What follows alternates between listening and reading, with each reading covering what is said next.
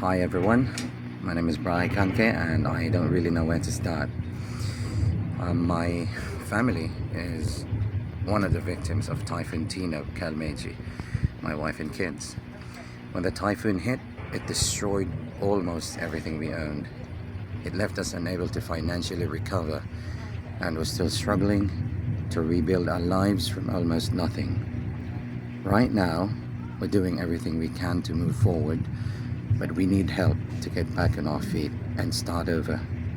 If you're watching this, I'm humbly asking for your kindness and support. Any amount or even sharing this message will make a big difference. Thank you so much for listening and for caring. Mao ni ang Deca Phase 3 karon, padong namang lutaw ang sakyanan.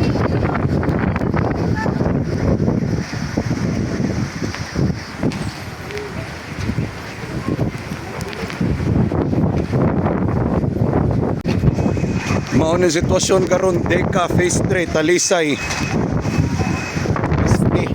Baha kami diri ma.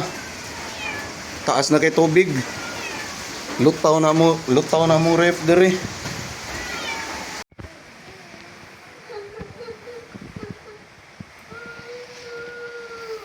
Lutaw tanan oy.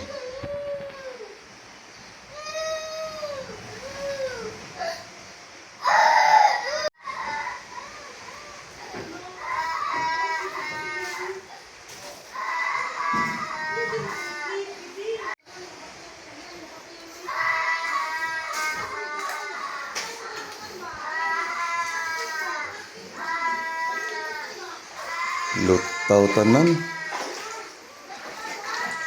Kaita.